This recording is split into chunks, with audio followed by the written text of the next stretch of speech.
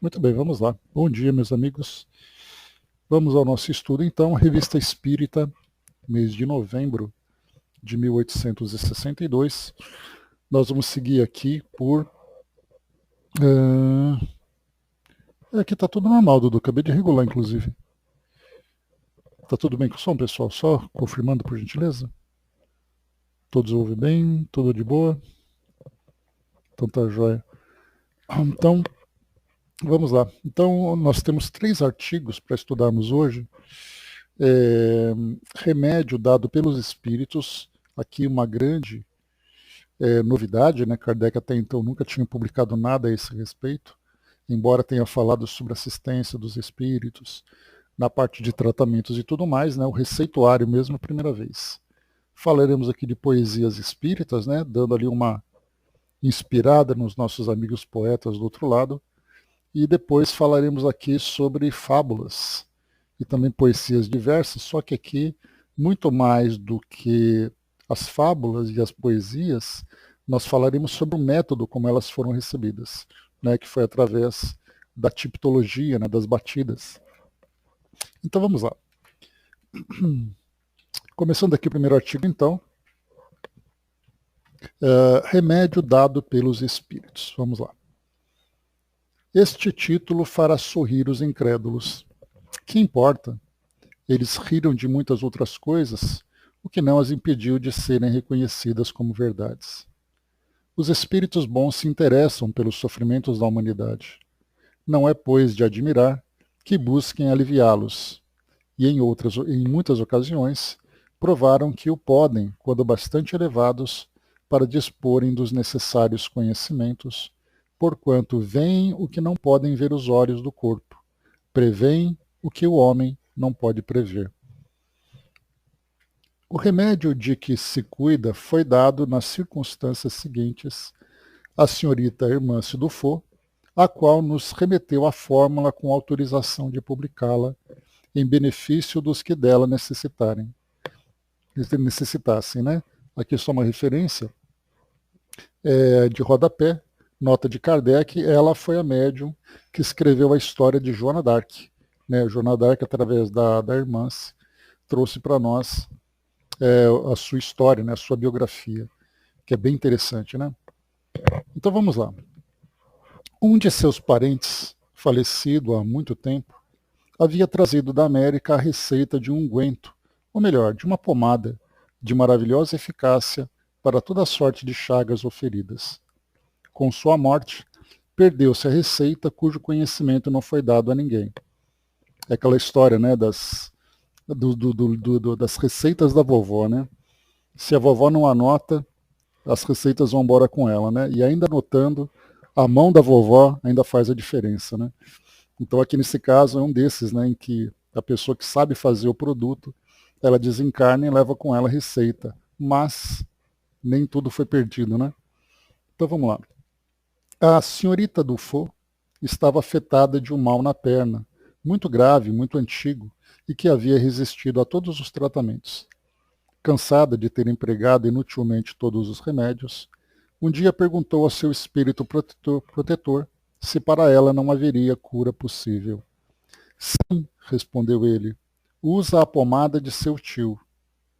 Mas sabeis perfeitamente que a receita se perdeu. Eu vou-te dar, disse o espírito. Depois ditou o seguinte: açafrão, 20 centigramas, cominho, 4 gramas, cera amarela, 31 a 32 gramas, óleo de amêndoas doces, 1 colher. Derreter a cera e pôr em seguida o óleo de amêndoas doces. Juntar o cominho e o açafrão, acondicionados num saquinho de pano e ferver, em fogo brando durante 10 minutos. Para usar, deita-se a pomada num pedaço de pano, aplicando-a sobre a parte doente. Repetir diariamente. Tendo seguido a prescrição, em poucos dias a perna da senhorita Dufault estava cicatrizada e a pele restaurada. Desde então se sente bem, não lhe sobrevindo nenhum acidente. Felizmente, a sua lavadeira também foi curada de mal idêntico. Um operário se ferira com um fragmento de foice, o qual penetrou profundamente na ferida, produzindo inchaço e supuração. Falavam em amputar-lhe a perna. Com o emprego daquela pomada, o edema desapareceu, cessou a supuração e o pedaço de ferro saiu da ferida. Em 8 dias, aquele homem pôde caminhar e retornou ao trabalho. Aplicada sobre furúnculos, abscessos, panaríceos, ela os faz irromper em pouco tempo e logo cicatrizar. Atua extraindo da chaga os princípios mórbidos, saneando-a e provocando, se for o caso, a saída de corpos estranhos, como lascas de ossos, de madeira, etc. Parece que é também muito eficaz para dartros e, em geral, para todas as afecções. Aqui dartros, né? Nota da editora, termo genérico com o qual se designavam várias afecções cutâneas, espécies de herpes zoster e impingem que se supunha terem a mesma origem. Aí, Dudu. Parece que é também muito eficaz para os dartros e, em geral, para todas as afecções da pele. Depois eu mando para você aqui, depois põe lá no grupo. Como se vê, sua composição é muito simples, fácil e, em todo caso, inofensiva. Pode-se, pois, experimentá-la sem receio. Então tá aí, ó. É uma receita passada aqui, professor, fica ligado. Uma receita bem interessante, com eficácia para lesões, para infecções na pele, né, e tudo mais, para outros tipos de ferimentos. E aí então foi prescrito então esse produto, né? Tá bom, depois eu mando. Mas aqui é só para constar. Bom dia, Marion. Açafrão, 20 centigramas, né, ou 200 miligramas. Cominho, 4 gramas. Cera amarela, 31 a 32 gramas. E óleo de amêndoas doces, 1 colher. Então, aqui o curioso, claro que tudo aqui que a gente vai anotando, né, vai observando, são, claro, questões aqui que são questionáveis, né, porque hoje, né, a metodologia da medicina, né, utiliza um alto padrão, né, na produção de medicamentos, nos testes. Aqui nesse caso, como Kardec colocou, é uma receita inofensiva, né? Porém, a gente lembra que, sendo inofensiva, ela pode também ser ineficaz, né? Então, hoje nós temos, para quem nunca ouviu falar, né, a famosa pomada do vovô Pedro, né? Dentre outras, né? Me lembro até do Reinaldo, que ele falava bastante para nós sobre a pomada do vovô Pedro, que era distribuída em centros espíritas e tudo mais, né? Então, esses produtos que são obtidos através, usa bastante, Marion, que legal. Pois é, então. Não, eu mando lá depois no grupo. Isso aí depois vale até pesquisar, né, para saber exatamente a eficácia. Né? Hoje, com as IAs que nós temos hoje, podemos submeter essa receita e perguntar, né, sobre as propriedades de cada tipo de produto que tem ali. Mas o interessante é a gente perceber que não é a primeira vez, né, que nós ouvimos falar de produtos, de medicamentos obtidos por indicação dos espíritos. E hoje nós temos, inclusive, algumas instituições que têm trabalhos relacionados com atendimento médico, fazendo indicações, por exemplo, de fitoterápicos, de homeopáticos. É muito comum isso daí. Então, sempre fica naquela dúvida, né? Se o remédio é eficaz, se existe algum tipo de restrição sanitária para o uso de determinados produtos.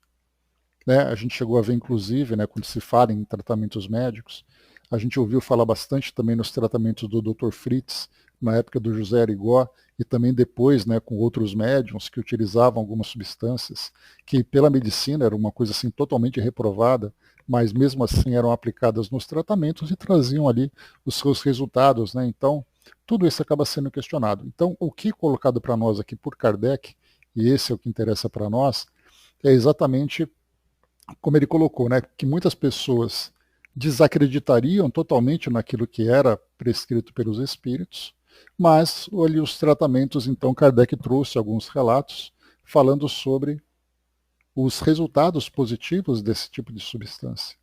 Né? E lembrando que naquela época do século XIX, a medicina, né, até a farmacologia, podemos dizer assim, tinha ali os seus métodos que eram ali muito incipientes na época, né, na tentativa de erro e acerto, naquela coisa mais intuitiva e tudo mais. Né?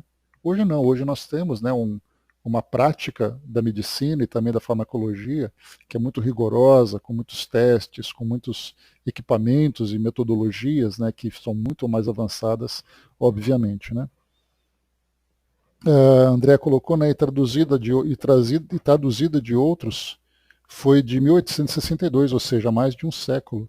E não sabemos se tem alguma reação, né? Não é por ser homeopatia que qualquer um pode usar. Pois é, ainda tem todos esses cuidados, né, de reações adversas que podem acontecer. Mas enfim, o que foi colocado para nós, o que é mais interessante, o que é mais interessante da gente acompanhar, é que os espíritos estavam então, foi para ele isso daí, foi para ela especificamente, esse tratamento, né, daquele espírito que nos Estados Unidos utilizava esse produto naquela época, acabou desencarnando, o espírito então trouxe, que era a receita do tio, né, e hoje nós temos também outros tipos de aplicações que nós encontramos por vários outros espíritos, aqui no Brasil, inclusive, né. Então, ficou aqui, Kardec publicou, claro que, como ele disse, né, sujeito a muitas críticas, mas também aqui trazendo, né, pelo menos alguma esperança para muitas pessoas que naquela época não tinham possibilidade de obter tratamentos por causa exatamente da limitação médica, da limitação da ciência do período. Então, muito bem, vamos lá.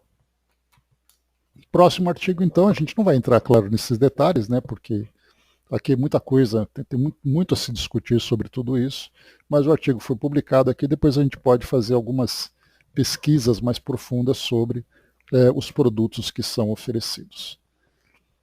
Próximo tema, poesias espíritas. Bordeaux, né? Então, aqui só para lembrar, Kardec só comentou que a receita usa a pomada de seu tio, né? Como foi lembrado aqui em cima, um de seus parentes, falecido há muito tempo, havia trazido da América a receita de um unguento, uma pomada de maravilhosa eficácia para toda sorte de chagas ou feridas, né? Então, o tio trouxe de uma pessoa e essa receita, então, foi divulgada. Muito bem, vamos lá. Mas aqui, até hoje, né, algo que se discute bastante é a respeito das práticas, né? Inclusive, quando no Brasil, no século XX, lá no começo do século XX, quando os centros espíritas começavam a surgir aqui no Brasil, havia uma perseguição significativa por causa da influência da própria igreja para as instituições que trabalhavam com esses passes, com tipos de tratamento. Inclusive, né, colocando a polícia para fechar os centros espíritas por causa da prática ilegal da medicina. Né? E hoje, inclusive, existe um cuidado muito grande para evitar que as instituições façam esse tipo de prática ultrapassando os limites da permissão. Nós temos, inclusive, né, legislação que avalia sobre tudo isso, sobre prática ilegal da medicina, sobre charlatanismo e outras leis também, que depois eu posso colocar para vocês, lá no nosso grupo, só para vocês terem uma ideia. Né? Nós, inclusive, exploramos um pouco dessas leis, né, estudando com a Fabiana, né, que é advogada, nossa colega de estudos, e no estudo que nós fizemos, no curso que nós fizemos para o atendimento fraterno, nós estudamos essa parte dos aspectos jurídicos do atendimento fraterno. E dentre esses aspectos jurídicos, nós tínhamos também toda a parte de LGPD, né, de Lei Geral de Proteção de Dados, por causa do sigilo, de tudo aquilo que era abordado junto com as pessoas que recebiam esse tratamento, mas também dos aspectos jurídicos, até onde o atendimento fraterno pode ir e quais as proteções que o atendimento fraterno também tem, lidando com questões tão pessoais, tão sensíveis, trazidas pelas pessoas que são atendidas. Então nós temos essas leis, depois eu mando para vocês direitinho lá, só para poder trazer para nós um pouquinho mais de informação, tá bom? Braz lembrou aqui, nenhum desses tem contraindicação. Sou da época que nossa creolina era o valoroso vermífugo, né, nas fazendas. Né, nós tomávamos uma simples gota em um copo de água e leite. Né? Minha mãe também falava, Braz, de uma prática do interior que era você misturar aquele o fumo de rolo, e você fazia ele curtir junto com urina, e era assim, se era para um tratamento de uma infecção para homem, tinha que ser urina de mulher. Se fosse para mulher, tinha que ser urina de homem. E aí você fazia aquela mistura, fervia e colocava em cima. Quer dizer, os farmacêuticos e médicos ali rolavam no túmulo, né, quando via essas coisas acontecerem, né? Mas a gente lembra que todo conhecimento científico, ele começa muitas vezes de cultura popular, nos conhecimentos de tradições, né, de pessoas do interior, tradições mateiras, tradições indígenas, tradições de cultura africana. Muito daquilo foi começado lá atrás, depois ele passou a ser trabalhado pela ciência, investigando sua eficácia, substituindo produtos, sintetizando inclusive medicamentos e tudo mais, né? Então tudo que nós temos hoje da ciência evoluiu exatamente das práticas populares, né, das práticas mateiras, digamos assim. Então, como eu dizia para vocês, né, esse cuidado que se tem hoje, né, inclusive a Federação Espírita Brasileira e mais as federativas, tem um cuidado muito grande para a orientação dos centros espíritas com relação a essas práticas, porque muitas vezes se tem boa vontade para fazer, mas acaba infringindo a legislação. Profissionais, por exemplo, que trabalham no centro espírita e atuam como médico nesse caso, eles estão infringindo regulamento dos conselhos, porque existe ali todo um cuidado de preparação de ambiente, de autorização para isso acontecer. Né? Me recordo do nosso amigo Guilherme também, né? Para quem se lembra aqui do nosso tempo, dos tempos mais antigos, né? Guilherme, inclusive, ele estava aqui antes de mim na sala, né? Ele, a Vaninha, o Barbudinho, né? Depois que eu cheguei. Então o Guilherme, inclusive, já desencarnou, querido e saudoso amigo nosso. E depois eu posso mandar uma foto dele para vocês também. Né? Então o Guilherme ele trabalhava num centro espírita aqui em São Paulo que tinha a parte de cirurgias espirituais e tratamentos médicos. E dentro do centro espírita tinha uma farmácia de fitoterapia que os espíritos então faziam a prescrição e a farmácia vendia esses produtos. Claro, podia ser comprado fora, né? Mas o centro espírita mantinha essa farmácia de fitoterapia. Então você tem fitoterapia, você tem homeopatia, mas não pode se ter, por exemplo, alopatia, no caso de prescrição de medicamentos, de antibióticos. Isso vai contra o regulamento do Conselho Regional de Medicina, como prática legal, e também da parte de farmácia, que tem todo o cuidado ali, né, professor? Sobre ali a venda de medicamentos, a circulação de medicamentos e tudo mais.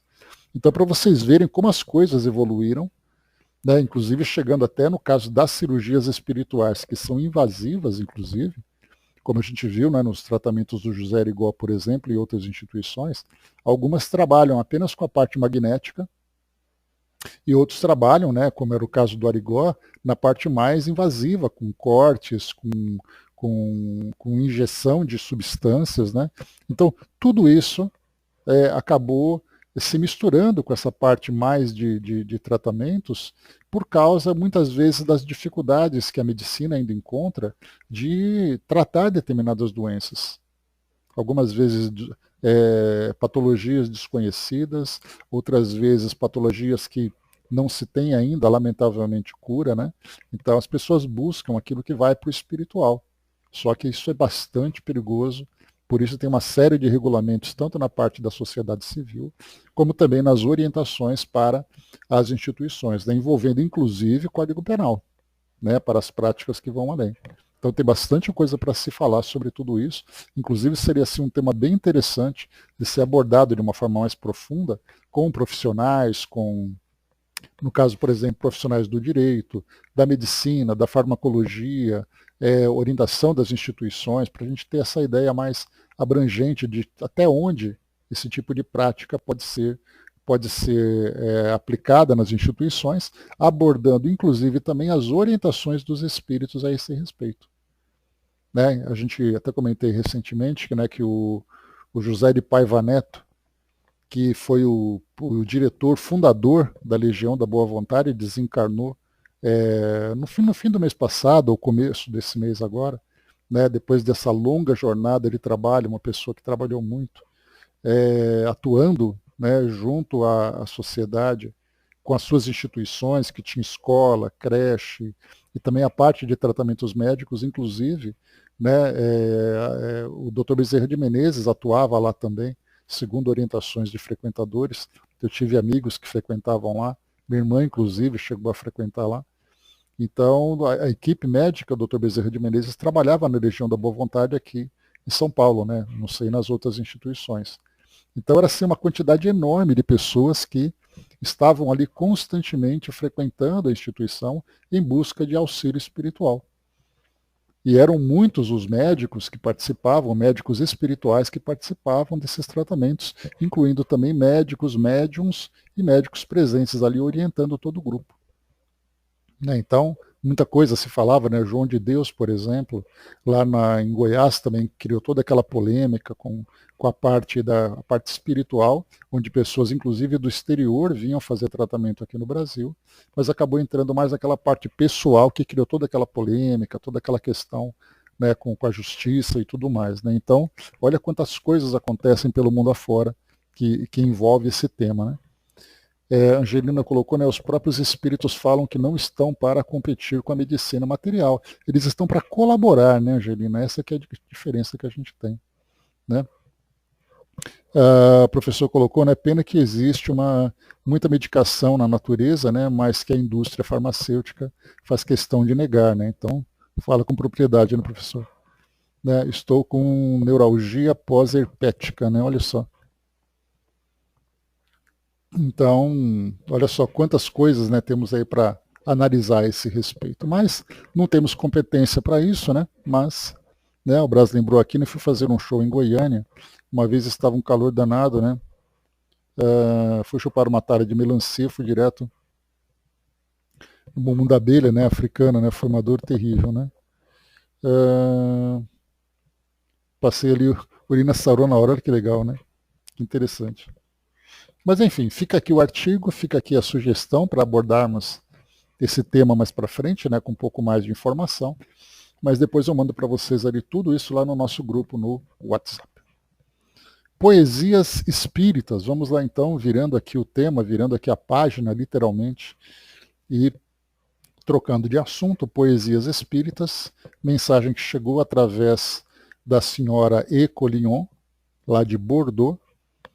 E a poesia vem assim para nós então. Meu testamento. Vamos lá. Posto que assim, rimado ele mal não será.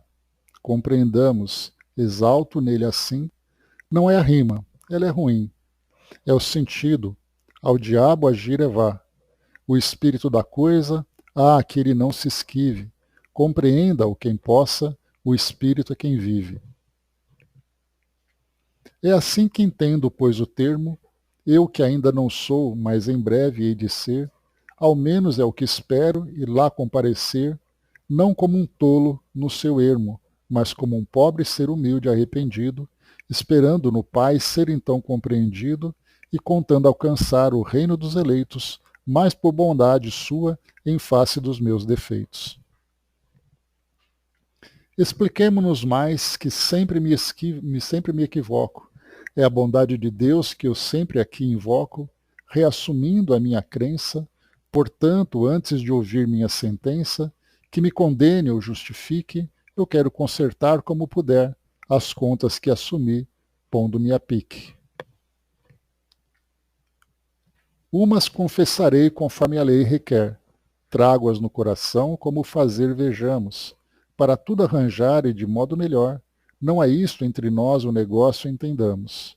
Meu espírito, assim que do corpo se for, reclamará de vós uma terna oração, que sirva então de passaporte a quem a morte lhe faz seu pó entregue ao chão. Assim o meu sepultamento, pensar se faz preciso presto, e sem qualquer constrangimento, seja um enterro bem modesto. Aliás, nesse mundo eu fui sempre chocado, antes as tumbas ao ver tal luxo acumulado, quando a massa de argila então fazem entrega do pouco de formados fomos, do pouco que formado fomos.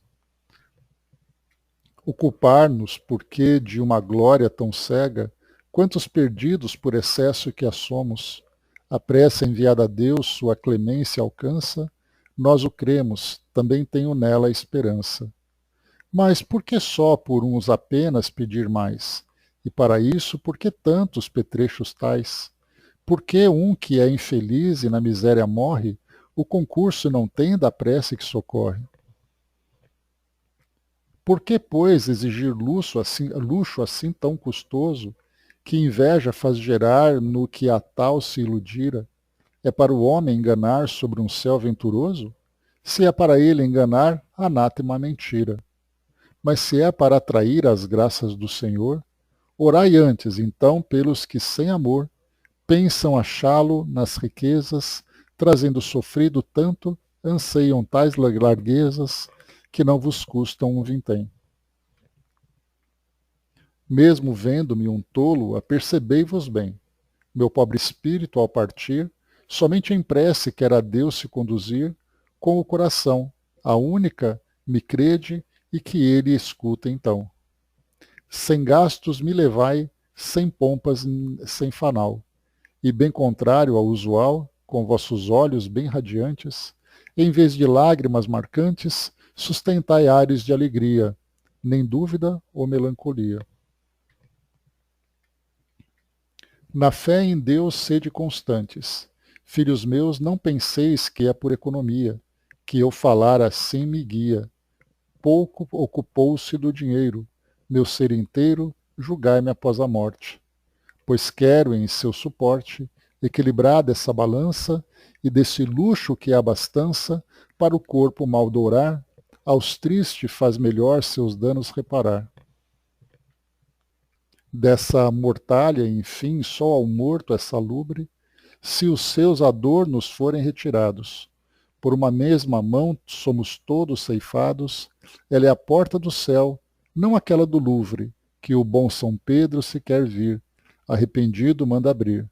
Uma cruz de madeira, um silente eloquência, faz da ofensa ao Senhor não vingança, clemência, pois se eleve minha alma em simpleza e honradez.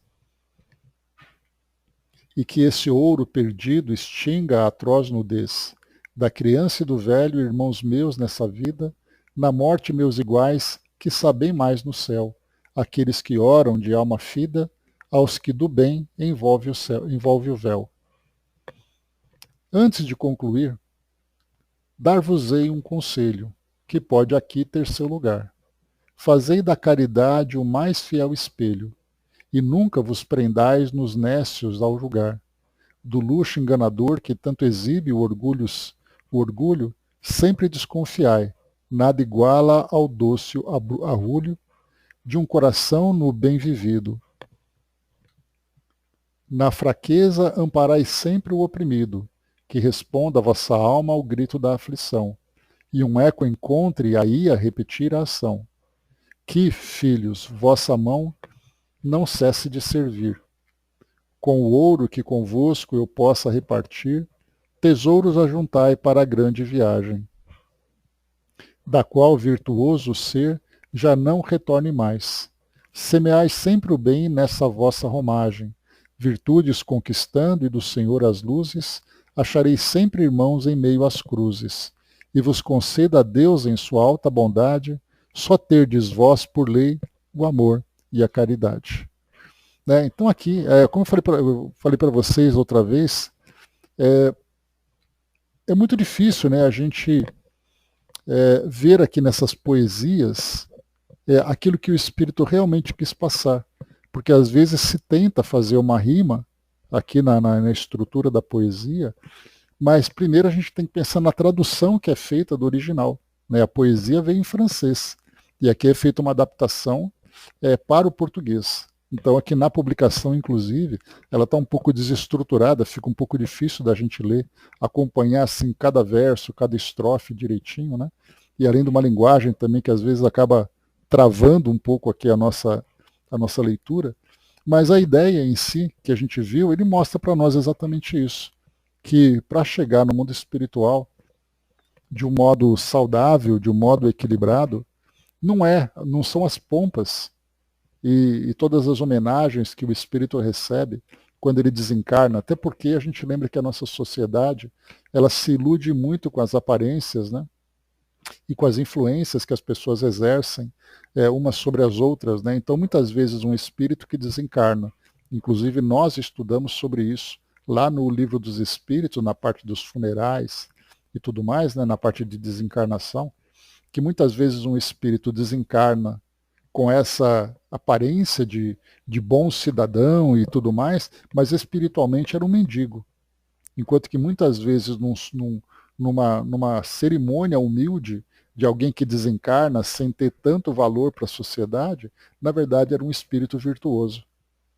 Né? Então o que o espírito recomenda para nós é, se nós esperamos essa recepção no mundo espiritual, não nos preocupemos com as pompas que tem por aqui. E ele não faz uma crítica a esse respeito, ele não faz um julgamento a esse respeito.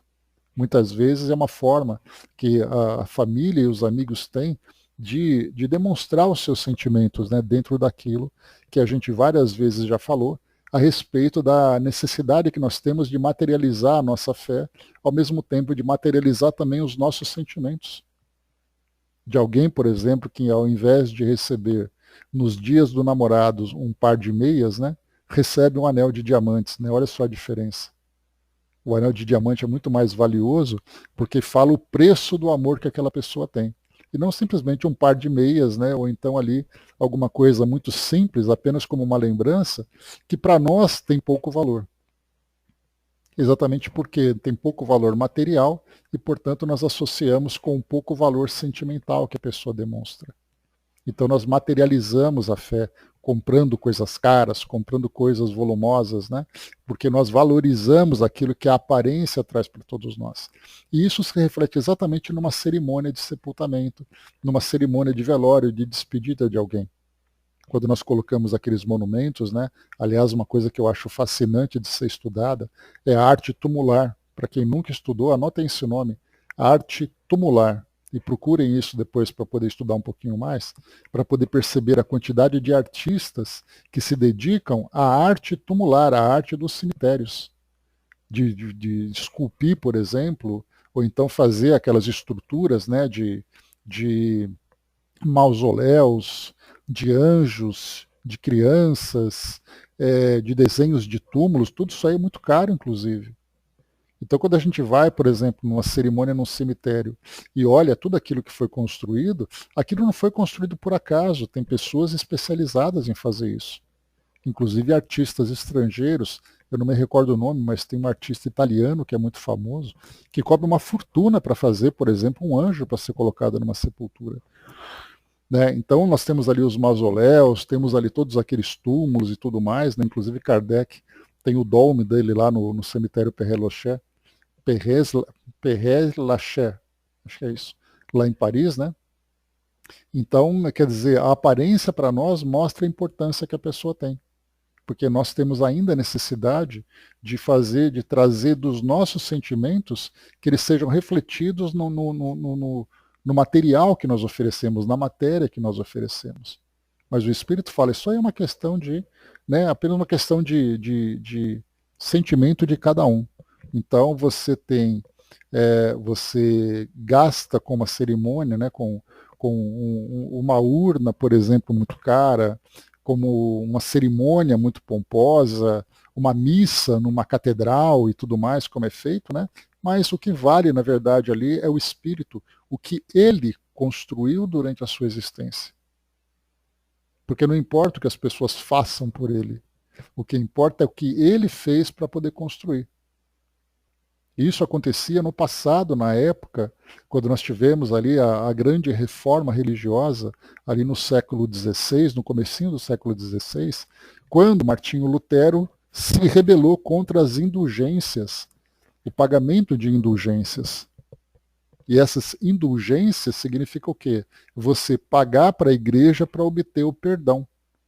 Então, muitas pessoas que desencarnavam naquela época e eram pessoas comuns, com seus vícios, com suas manias, inclusive com as suas graves imperfeições morais, acreditava-se que pagando essas indulgências em nome daquele espírito que retornava ao mundo espiritual, ele seria recebido no céu, pelo fato de ter sido feita uma doação para a igreja, por exemplo, ou qualquer outro tipo de troca que fosse feito.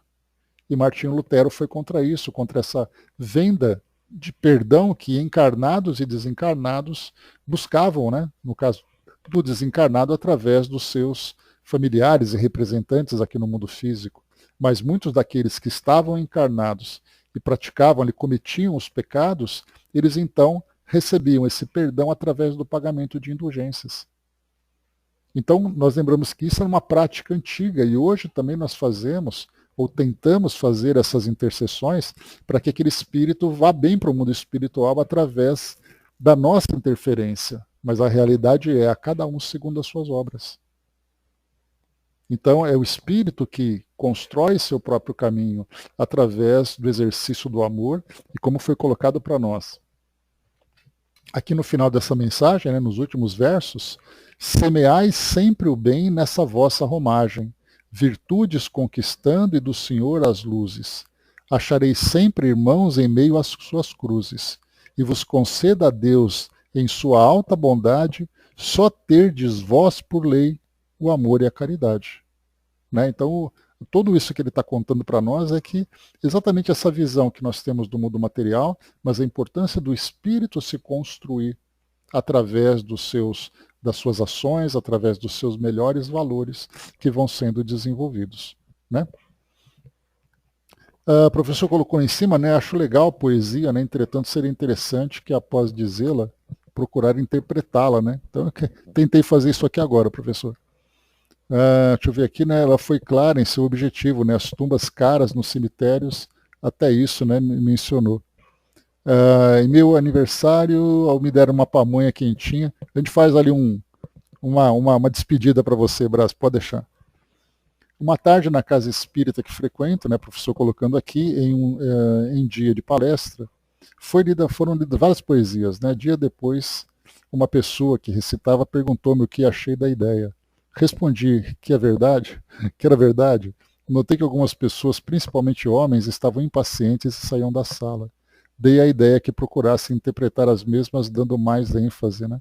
Então, tem essas dificuldades. Né? Parece que até hoje, né, quando se pede missa para desencarnados, né, há uma taxa a se pagar. Né? Sim, são serviços, né, que a instituição, né, acaba ali cobrando, né, de batizados, de velórios, de batizados, missas de sétimo dia, casamento, etc. Né? Mas isso é uma questão de princípio de instituições. Né? Então, são serviços que são encomendados. Né? Então, também isso aí tem bastante debate para se fazer a esse respeito. Então, o Martinho Lutero, né, inclusive, tem até um paralelo que a gente faz, né, o equivalente ao inglês é Martin Luther. Né? Então, Martin Luther King, aquele grande lutador dos direitos, né, das pessoas negras e tudo mais. Então, Martin Luther significa Martinho Lutero em alemão. Né? O Martinho Lutero ele foi um monge italiano e ele, então, durante aquele período em que ele via as ações da igreja, principalmente na parte do poder e da riqueza, tinha muitas coisas que ele não concordava. E aí, então, ele lançou um documento com 96 teses, e ele colocou na porta ali da igreja da sua cidade.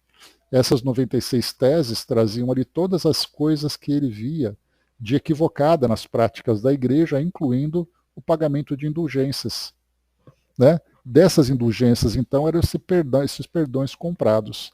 Isso fez com que ele fosse advertido pela igreja, e com o seu protesto ele foi, inclusive, excomungado da igreja. E uma das propostas dele, inclusive, era fazer com que a Bíblia, que era lida em latim, passasse a ser traduzida para o alemão, para que os fiéis que participassem das missas entendessem aquilo que estava sendo dito. Inclusive, recentemente saiu até um artigo falando que o Papa Leão XIV, que é o atual Papa, né, tinha ali encontrado alguns pedidos de grupos mais conservadores dentro da igreja para que as missas voltassem a ser realizadas em latim. Né? Então Martinho Lutero lutou contra isso, para fazer com que a missa fosse popularizada, para que as pessoas participassem não apenas fisicamente, mas participassem também intelectualmente, participassem também espiritualmente daquilo que estava sendo acontecido, a partir do momento em que elas começassem a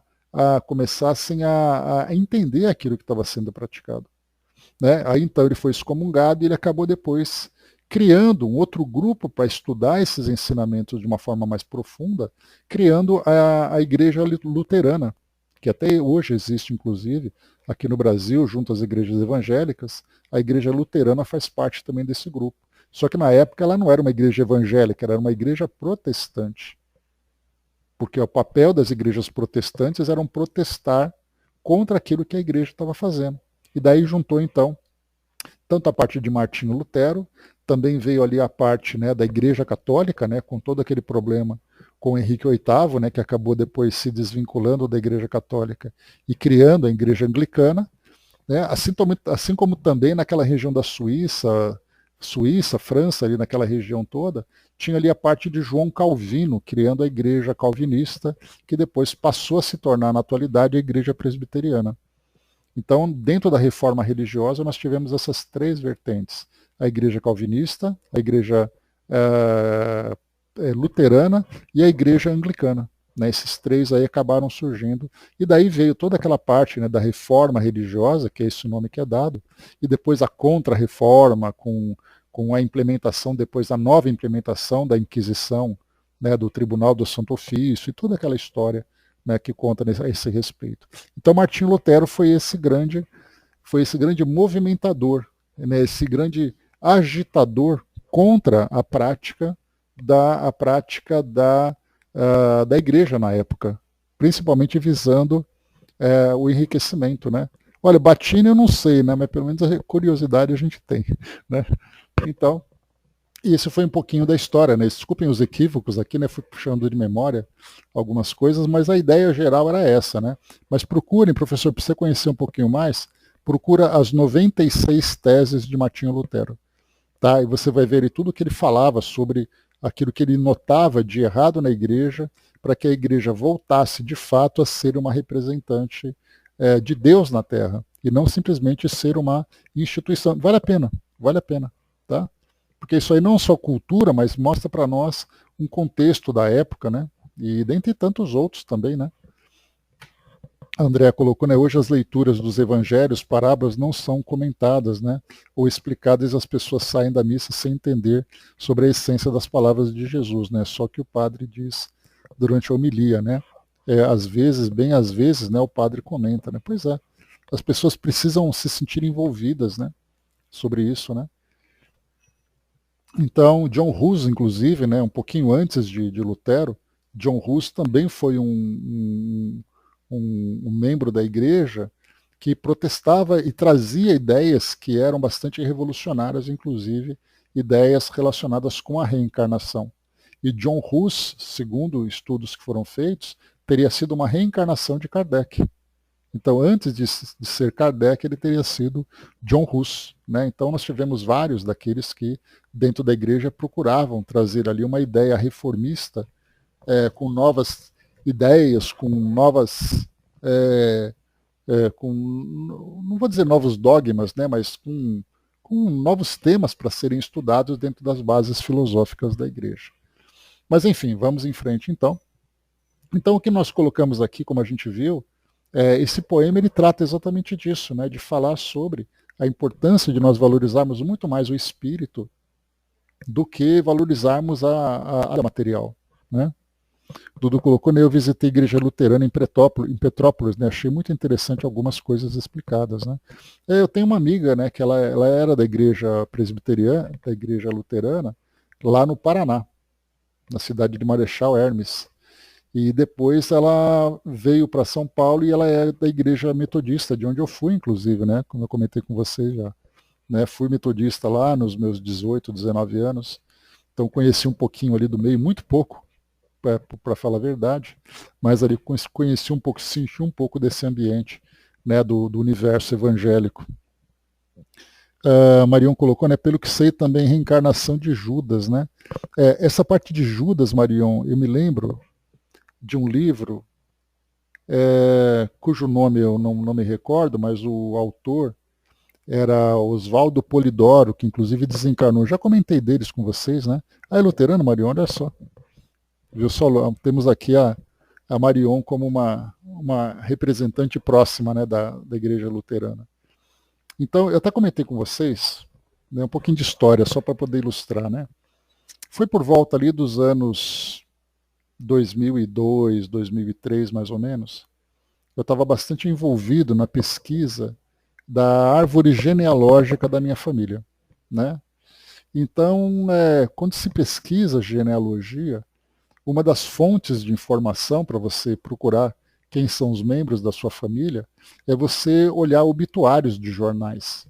E naquela época eu lia muito jornal, eu era assinante de um jornal, inclusive, lia todos os dias e eu gostava muito. E sempre que eu pegava toda aquela parte que me interessava, eu corria depois para o obituário. E ali, então, eu me lembro que já tinha lido o livro de Oswaldo Polidoro, e ele, então, surgiu uma nota no jornal que ele havia desencarnado. E alegava-se na época que ele teria sido Allan Kardec. Era uma dessas polêmicas, né? No livro dele se falava sobre isso. E aí então apareceu o nome dele, e geralmente no obituário aparece o símbolo da religião que a pessoa estava vinculada, que ela era adepta, né? Então se fosse um judeu, por exemplo, aparecia ali a estrela, né, de 6 pontas. Se fosse evangélico ou católico, aparecia um crucifixo. E para Oswaldo Polidoro, que era declaradamente espírita ali no jornal, aparecia um triângulo. Simplesmente um triângulo. E eu olhei e falei, mas um triângulo? Mas o que o triângulo tem a ver com o espiritismo? Apareceu esse símbolo. Sabe-se lá por quê. Então, ele, nesse livro que eu li, mais uma vez eu não me lembro o nome dele, ele colocava, Marion, qual era uma sequência de reencarnações. Então ele colocava Judas, depois de Judas, Joana d'Arc, depois de Joana d'Arc, uma outra personagem que eu não me lembro quem é, eu acho que era Oswaldo Cruz, e depois teria sido André Luiz. Mas isso era uma coisa que ele colocou, só estou trazendo para vocês a título de curiosidade. Então ele trazia, né, porque ele sendo a ideia do que foi passado no livro era que eles tendo sido Judas e tendo a traição como sendo ali uma das marcas dessa personagem da Bíblia, ele como Joana d'Arc ele foi traído, que era parte do seu processo de resgate espiritual. Então, Judas, Joana d'Arc, Oswaldo Cruz e André Luiz. E isso publicado naquele livro, né? Mas se não é, nós não temos nenhuma informação a respeito disso. André Luiz, muito menos ainda. Até hoje não se fala sobre isso. Existe um debate se André Luiz teria sido Oswaldo Cruz ou Carlos Chagas, né? Mas se fala que ele era um médico no Rio de Janeiro, e de repente era um médico totalmente desconhecido, mas há aqueles que fazem especulação pela imagem, pelo desenho que foi trazido de André Luiz, que fizeram uma comparação com Carlos Chagas ou com Oswaldo Cruz. Né? Mas, de repente, era um médico, um médico anônimo na sociedade carioca daquela época, e nós aqui encarnados ficamos criando esses casos. Né? Então, nesse livro fala sobre isso, não sobre Judas ter sido Kardec, mas o Kardec, inclusive quem fala sobre isso, se eu não me engano, Leon Denis, que fala que Kardec teria sido João Batista. Né? Mas, mais uma vez, né? Somente especulação.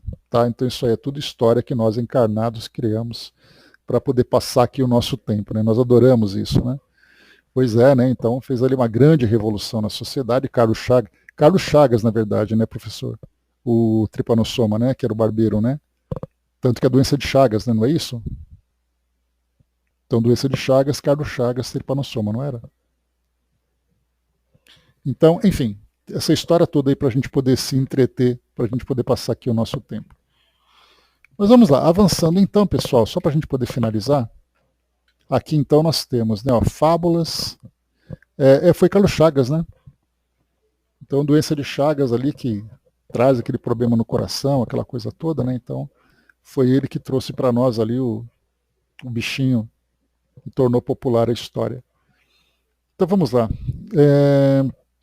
Fábulas e poesias diversas por um espírito batedor.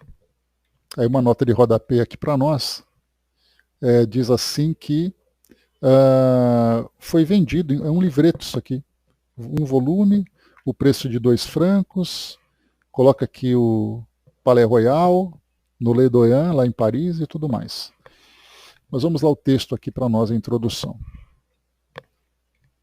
Embora a tipologia seja um meio muito lento de comunicação, com paciência é possível obter trabalhos de fôlego.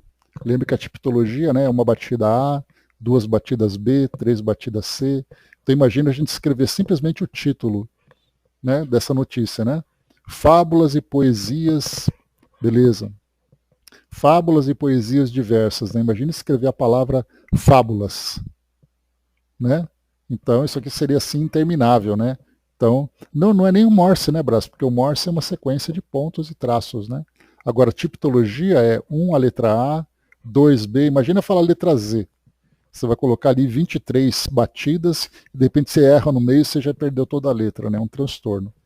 Mas foi assim que as comunicações acabaram surgindo, né? Começaram primeiro com a sematologia, né, que é movimentação e tudo mais, depois a tipologia, que eram batidas, depois vieram propriamente a psicografia e depois a psicofonia. Né? Então ele colocou para nós aqui que, embora a tipologia seja um meio muito lento de comunicação, com paciência é possível obter trabalhos de fôlego. O Sr. Jobert, de Carcassonne, houve por bem remeter-nos uma coleção de fábulas e poesias obtidas por ele por intermédio daquele processo. Se nem todas são obras-primas, com que o Sr. Jobert não se sentiria ofendido, pois não lhe dá a menor importância, algumas são notáveis, abstração feita à fonte de onde procedem. Eis uma que, a despeito de não fazer parte da coleção, pode dar uma ideia do espírito daquele espírito batedor. Batedor porque ele batia nas tipologias, né? Ele fazia ali as batidas. Então, por isso é chamado de batedor, né? Batedor, batidas. É dedicada à Sociedade Espírita de Bordeaux pelo próprio espírito. Então, imagina que eu vou ler para vocês aqui, gente, foi obtido através de pancadas. Imagina o tempo que isso levou, o trabalho de paciência do espírito e também das pessoas que estavam ali presentes, né? Então, monólogo de um burro. É uma fábula, né? Só para a gente lembrar, a fábula é um estilo literário que ela tem geralmente animais que falam ou objetos que falam, trazendo um fundo moral.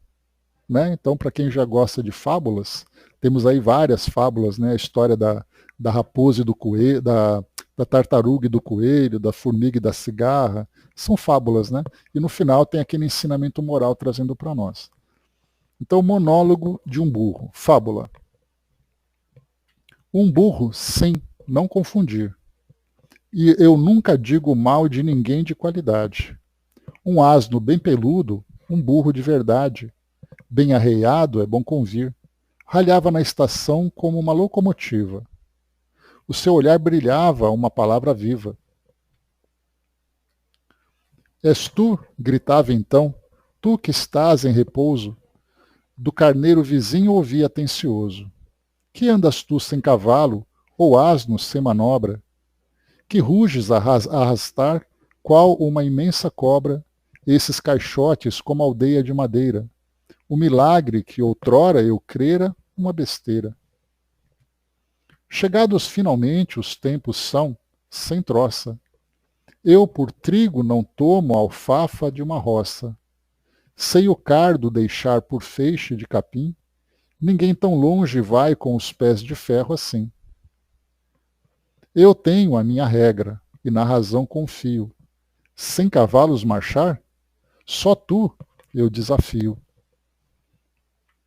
Um asno, vê de vós, invocava a razão. Chama que muita vez ao nécio faz perder. Ah, quantos sábios que como um jerico são. Doutores, vós negais do espírito o poder. Negai o movimento, a força do motor. Do nada o homem tirou do nada o homem tirou a energia elétrica? Ou melhor, do nada o homem tirou a elétrica energia? Toda locomotiva exige, enfim, vapor. Aos mortos evocar, só a prece que irradia, de um coração pleno de amor. Né? Então ele está falando aqui que o burro, né, começa a protestar contra as locomotivas, né? Seria mais ou menos algo contra o avanço da tecnologia aqui. Então, esse que nós vimos aqui, essa pequena fábula, trazia para nós exatamente essa ideia. Né? E mais do que isso, então, mais uma vez, como Kardec colocou. Deixa eu ver aqui. Como foi colocado aqui, a fábula talvez seja nada de grande valor, nada de grande expressão, mas o que Kardec chama atenção aqui é exatamente por causa da forma como tudo isso foi recebido. Imaginemos isso que eu li agora, o tempo que demorou para chegar através da tipologia. E aqui, para a gente finalizar, o médium e o doutor Imbróglio. Correi, correi, doutor Imbróglio. A mesinha anda só. É patente tangível. Que nada, vou provar num infólio que a coisa não é possível. Né? Ou seja, aqui uma pequena poesia falando sobre a impossibilidade do fenômeno mediúnico de efeitos físicos acontecer. Né? A mesinha anda só, é patente, tangível. Que nada, eu vou provar num infólio que a coisa não é possível. Kardec coloca aqui uma pequena observação, depois a gente vai para a próxima, no próximo encontro a gente lê aqui a finalização. Faremos uma observação sobre a qualificação dada ao espírito que ditou as poesias acima citadas. Os espíritos sérios rejeitam com razão o qualificativo de batedores. Esse título convém apenas àqueles que poderiam ser chamados de batedores profissionais, isto é, espíritos levianos ou malévolos, que se servem de pancadas para se divertirem ou atormentarem. As coisas sérias não são da sua conta, mas a tipologia, como qualquer outro, é um meio para comunicações inteligentes, de que se podem servir os espíritos mais adiantados, em falta de outro meio, embora prefiram a escrita, porque responde melhor à rapidez do pensamento. É certo dizer que, nesse caso, não são eles próprios que batem, limitam-se a transmitir a ideia, deixando a execução material a espíritos subalternos, como um escultor deixa o aprendiz o cuidado de talhar o mármore. Então aqui o que Kardec chama atenção é que o título de espírito batedor, o batedor é o espírito que causa perturbações no ambiente. Nesse caso, se a comunicação foi feita através da tipologia, foi um espírito que dirigido por uma inteligência superior, ou mesmo o próprio espírito, é ele que se comunica através das batidas, que é mais morosa, é mais trabalhosa, demanda ali, né, um esforço maior do espírito para poder ter os fluidos necessários para que ele possa interagir com o meio material. Então ali, mas não é necessariamente um espírito mau. Não é necessariamente não é um espírito mau. É um espírito comunicante através de um recurso que é muito limitado. Agora, o termo espírito batedor são espíritos que, na sua natureza, é um espírito inferior pelo tipo de perturbação e incômodo que ele causa. Só para lembrar, para a gente finalizar, nós tivemos uma passagem de Kardec que ele estava comentando, se eu não me engano, foi aqui na Revista Espírita, eu acho, que ele estava fazendo um trabalho, redigindo um texto do Livro dos Espíritos, e batidas começaram a acontecer na parede do seu apartamento. E ele então ficava incomodado com isso. E aí então ele perguntou depois, na reunião da sociedade, se eram eles que estavam provocando as batidas. E os espíritos disseram, sim, fomos nós, para chamar a sua atenção para você corrigir tal coisa. Então a gente viu que, apesar das batidas, apesar da tipologia, o que nós vamos considerar vai ser exatamente a natureza do espírito que provoca isso. né? Então é isso, meus amigos. Fechando por aqui o nosso estudo de hoje.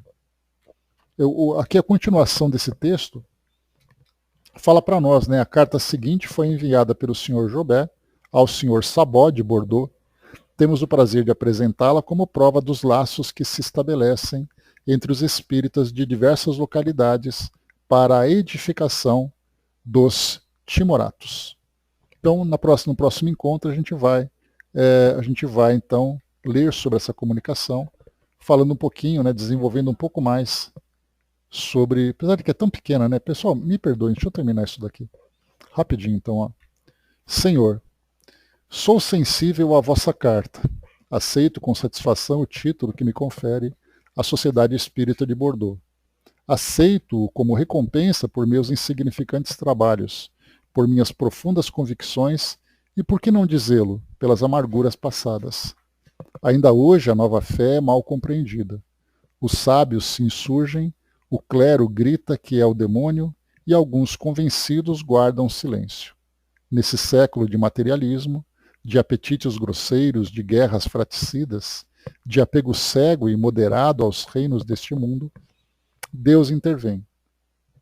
Os mortos falam e nos encorajam.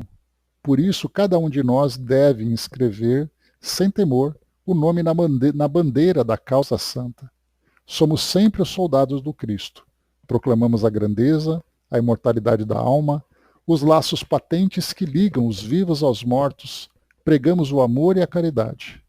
Que temos a recear dos homens? Ser fraco é ser culpado. Eis porque, Senhor, na medida de minhas forças, aceitei a tarefa que Deus e minha consciência me impõem. Ainda uma vez obrigado por me haver desadmitido entre vós. Sede meu intérprete junto aos nossos irmãos de Bordeaux e contai com os meus mais afetuosos sentimentos. Aqui então o Sr. Jobert, vice-presidente do Tribunal Civil. E Kardec aqui finaliza com uma observação. O Espiritismo conta hoje numerosos adeptos nas fileiras da magistratura e da advocacia, bem como entre os funcionários públicos, mas nem todos se atrevem a enfrentar a opinião pública. Esse medo, aliás, diminui diariamente e em pouco tempo os galhofeiros ficarão surpreendidos por terem posto no rol dos loucos, sem qualquer cerimônia, tantos homens estimáveis por suas luzes e por sua posição social. Então finalizamos. Era só esse pedacinho que faltava. Valeu, professor. Depois eu mando para vocês o material lá no grupo, tá? Então finalizamos aqui, pessoal, esses 3 artigos. Desculpem o atraso, desculpem a correria, desculpem a ausência ontem, tá? Mas foi por força maior. Mas cá estamos finalizando aqui o nosso trabalho. E me perdoem pelo atraso aqui da nossa finalização da nossa reunião. Mas ficamos aqui então com poesias, fábulas, remédios e tudo mais, né? E mais o bate-papo ainda, que foi muito agradável. Então, fechando por aqui, pessoal, o nosso estudo de hoje.